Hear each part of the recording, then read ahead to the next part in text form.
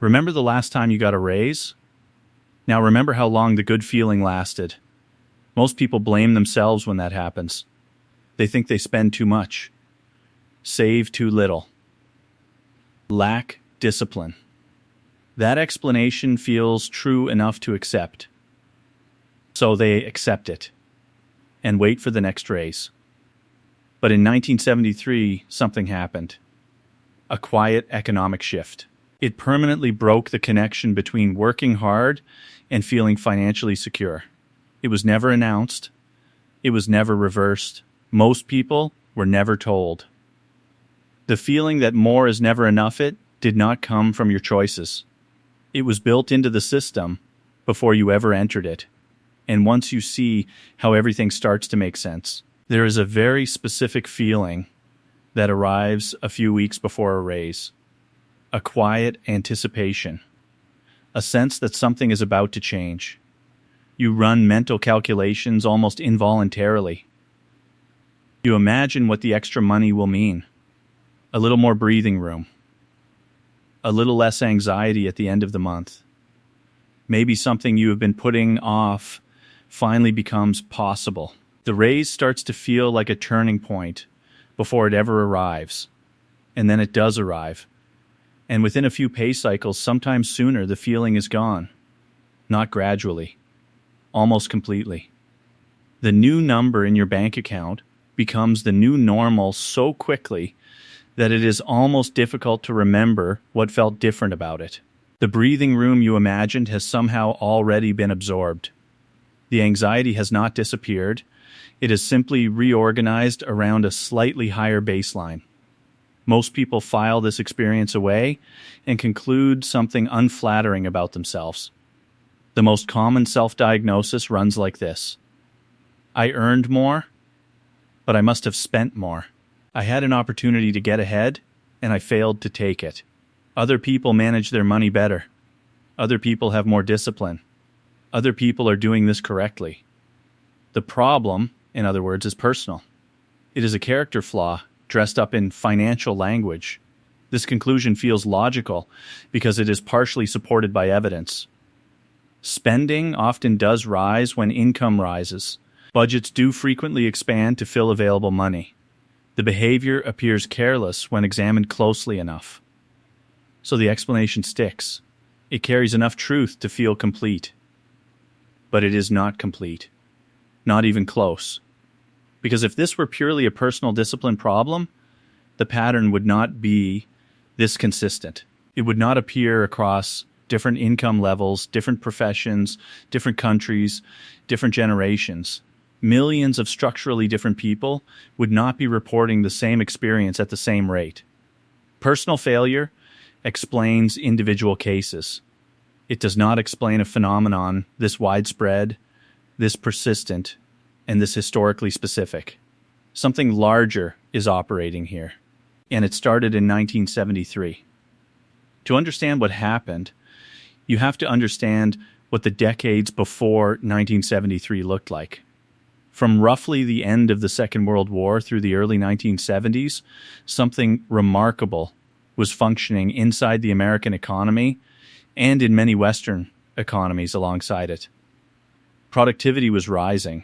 Workers were producing more output per hour, more value per year, more economic contribution across nearly every sector. And wages were rising at almost exactly the same rate. This was not a coincidence. It was a functioning relationship. The economy grew, workers contributed to that growth, and workers shared in the reward. Not perfectly, not without conflict, but the connection was real and measurable. A factory worker in 1955 who became more productive over the next decade could reasonably expect his paycheck to reflect that. The math, broadly speaking, worked. Then, around 1973, the lines on the chart began to diverge. Productivity kept climbing. Technology improved. Automation expanded. Corporate efficiency increased. Workers continued generating more value per hour than the generation before them, but wages stopped keeping pace. The gap opened quietly, almost invisibly at first. a few percentage points here, a few more there. No single moment announced the change. No policy explicitly declared it. It happened through a combination of forces: the collapse of Bretton Woods, oil shocks, globalization beginning to reshape labor markets, shifting corporate priorities, the slow decline of union negotiating power. The result, compounded across decades, was historic. By the early 2000s, American workers were producing roughly twice the economic output per hour that workers produced in 1973. Their wages had grown far less than half that amount in real terms. The value being created and the compensation being received had become two entirely different things. The consequences of this divergence did not stay abstract. They moved into housing markets. Home prices, relative to median income, climbed steadily in most major cities. The house that a single-income family could purchase in 1968 required two incomes by 1998 and stretched to incomes uncomfortably by 2018. Healthcare costs grew at rates that consistently outpaced wage growth for most of the period. College tuition increased dramatically faster than inflation. Childcare, in many regions, became a line item that rivaled rent. Insurance premiums, prescription costs, and basic urban living expenses all moved in similar directions. Workers were earning more in nominal terms. In many cases, they were earning significantly more than their parents had. But the cost of stability, the actual price of a secure middle-class life, had risen faster than the wages chasing it. The floor kept moving upward, and the ladder kept growing longer. This is the structural truth underneath the personal feeling. When people say their salary never feels like enough, they are often describing something real. Because in many categories of life that matter most, shelter, health, education, safety enough, has genuinely become more expensive to reach. But the economic explanation alone does not complete the picture. Because even people who do keep pace with rising costs report the same feeling. Even people with genuinely rising purchasing power, after accounting for inflation, describe an identical sense of treadmill motion. Something else is happening inside the experience of earning more. Psychologists call it hedonic adaptation. The human brain is extraordinarily efficient at converting improvements into new baselines. This is not a design flaw. It is, in evolutionary terms, a feature.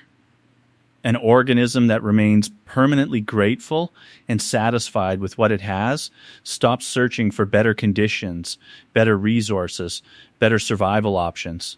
The brain adapts quickly so that it can continue reaching.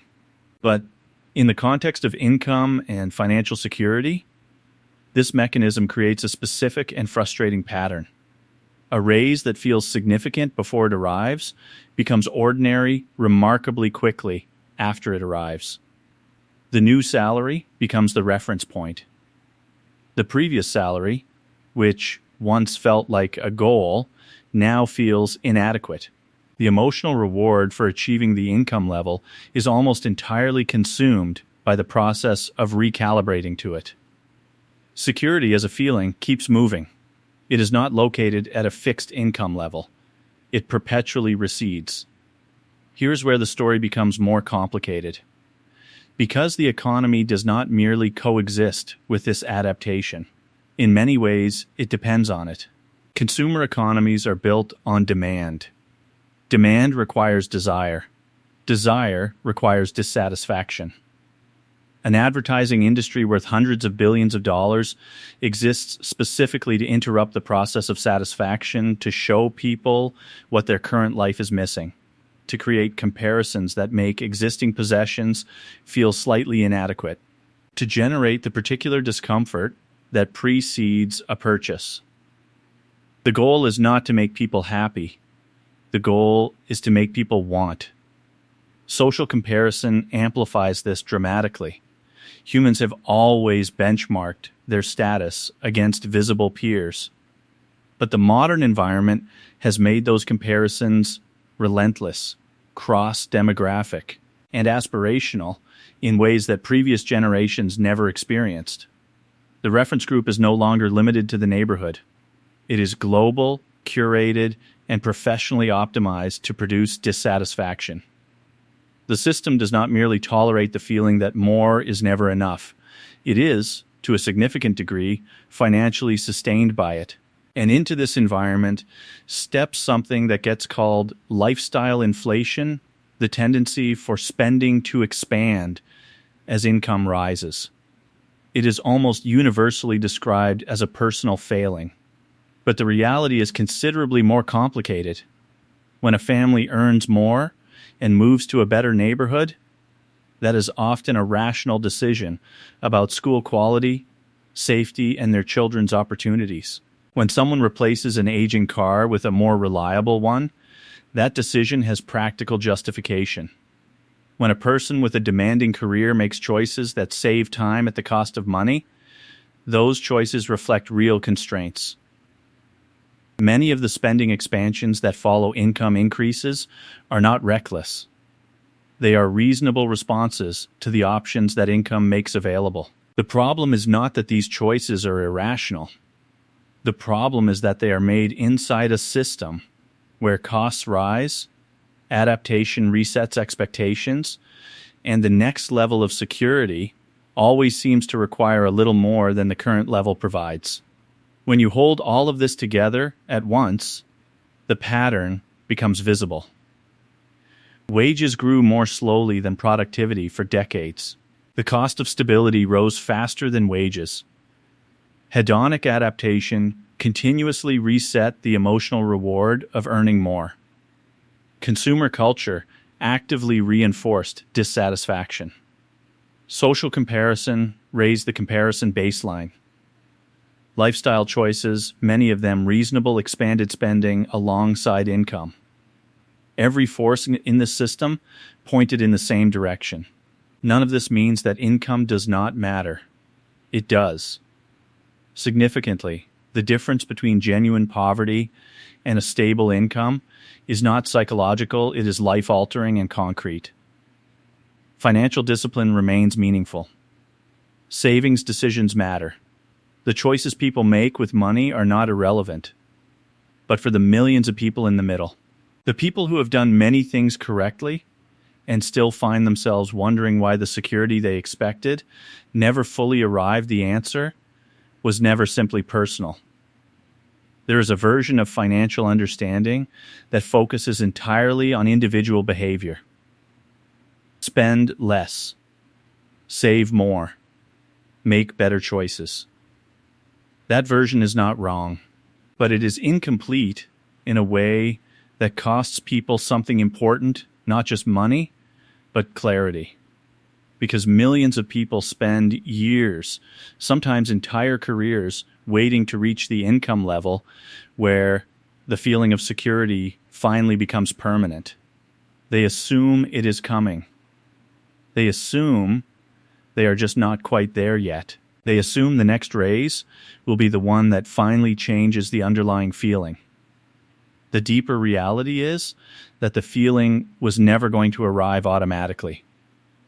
Not because of personal failure, but because the historical systems, the economic structures, the mechanisms of human psychology, and the design of modern consumer culture were all operating simultaneously, and none of them were designed to produce the feeling of enough.